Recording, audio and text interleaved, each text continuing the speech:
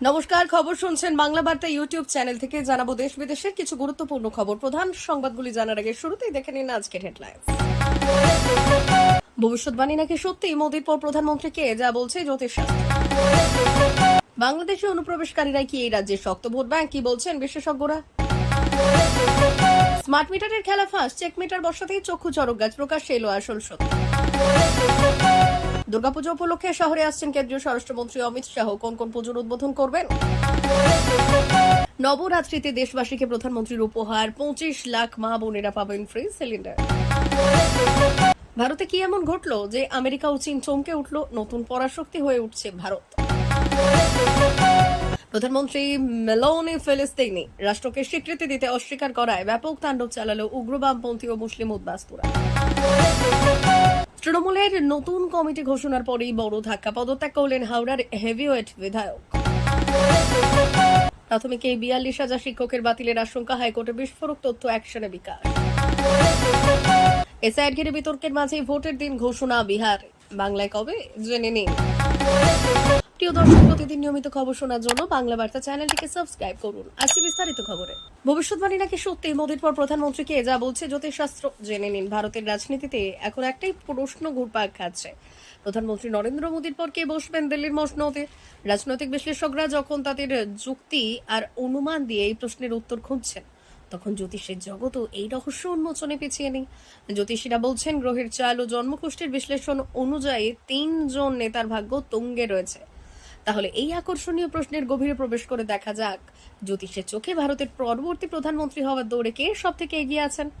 ভারতীয় রাজনীতিতে জ্যোতিষের গুরুত্ব বহু পুরনো। প্রাচীনকালে রাজারা গুরুত্বপূর্ণ সিদ্ধান্ত নেওয়ার আগে জ্যোতিষীর পরামর্শ নিতেন। সেই প্রথা আজও চলে আসছে। নরেন্দ্র মোদীর নেতৃত্বে ভারতীয় জনতা পার্টি গত 1 দশকে অভূতপূর্ব সাফল্য পেয়েছে। কিন্তু এখন প্রশ্ন উঠছে, তারপর দলের পরবর্তী মুখ কে হবেন? জ্যোতিষীরা বলছেন, গ্রহ নক্ষত্রের চাল কিছু নির্বাচিত নেতার অনুকূলে রয়েছে, যাদের জন্মকুষ্ঠিতে ক্ষমতা, নেতৃত্ব এবং সাফল্যের প্রবল যোগ দেখা যাচ্ছে। বাংলাদেশে অনুপ্রবেশকারীরা কি এই রাজ্যের শক্ত ভোট ব্যাংক, কি বলছেন বিশেষজ্ঞরা? দীর্ঘদিন ধরেই বিরোধীদের অভিযোগ, এই রাজ্যে অনুপ্রবেশকারীদের স্বর্গরাজ্য।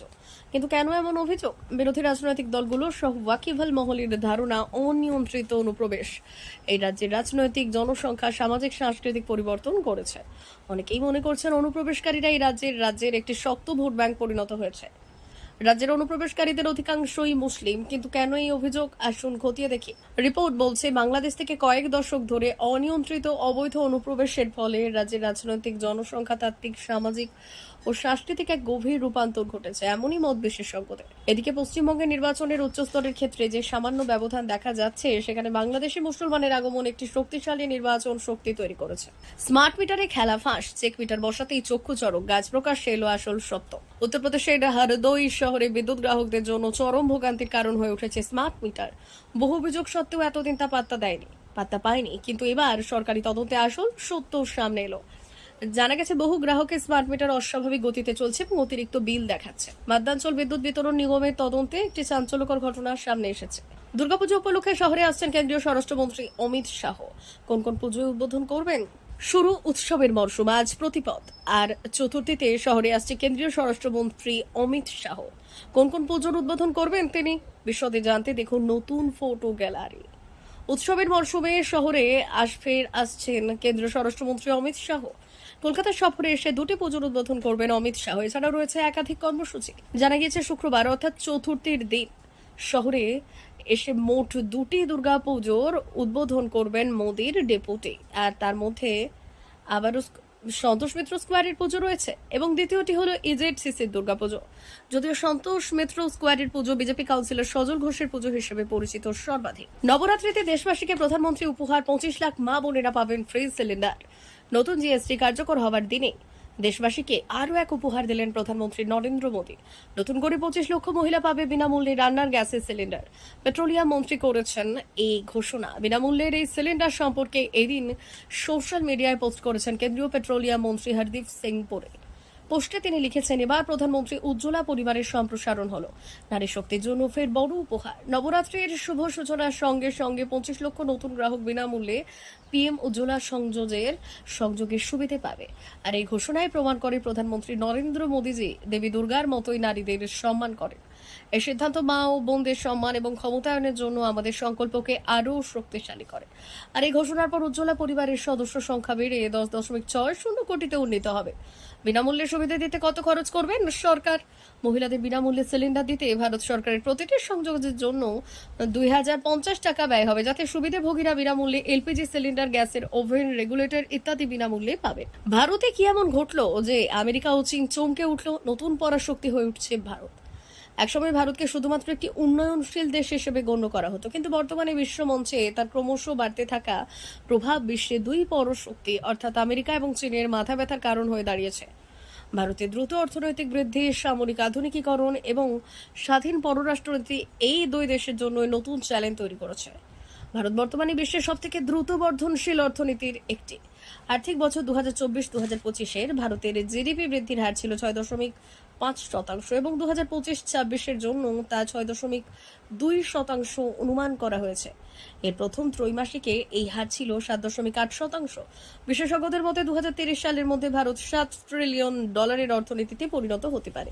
আর এই অভাবনীয় সাফল্যের পেছনে আছে ভারতের বৃহৎ তরুণ জনসংখ্যা। প্রধানমন্ত্রী মেলেনি ফিলিস্তিনি রাষ্ট্রকে স্বীকৃতি দিতে অস্বীকার করায় ব্যাপক তাণ্ডব চালালো উগ্র বামপন্থী ও মুসলিম উদ্বাস্তুরা।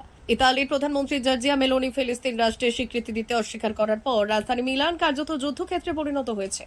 উগ্র বামপন্থী এবং মুসলিম উদ্বাস্তুরা মিলে ব্যাপক তাণ্ডব চালিয়েছে। প্রধানমন্ত্রী জর্জিয়া মেলোনি বলেছেন, ভুয়া ফিলিস্তিনপন্থী অ্যান্টিফা ছদ্মবেশীরা রেজিস্ট্রেশন ধ্বংস করেছে, আইন প্রয়োগকারী সংস্থাগুলিতে আক্রমণ করেছে। তাদের হিংসার সাথে ফিলিস্তিনের কোনো সম্পর্ক নেই, তবে ইতালীয় জনগণের জন্য এর খারাপ পরিণতি বহন করে আনবে। মেলেনি শনিবার বলেছেন যে ফিলিস্তিনি রাষ্ট্র প্রতিষ্ঠার আগে তার স্বীকৃতি দেওয়া হিতে বিপরীত হতে পারে। তিনি ইতালি দৈনিক লা রিপাবলিকে বলেছেন যে আমি ফিলিস্তিনি রাষ্ট্রের পক্ষে, কিন্তু প্রতিষ্ঠার আগে এটিকে স্বীকৃতি দেওয়ার পক্ষে নেই। তৃণমূলের নতুন কমিটি ঘোষণার পরে বড় ধাক্কা, পদত্যাগ করলেন হাওড়ার হেভিওয়েট বিধায়ক। তৃণমূলের নতুন ব্লক এবং টাউন কমিটি ঘোষণার পরে বিতর্কের মুখে পড়েছে দল। সম্প্রতি হাওড়া গ্রামীণ জেলার কমিটি ঘোষণা হতেই পদত্যাগ করেছে জেলা চেয়ারম্যান ও হেভিওয়েট বিধায়ক সমীর পাজা।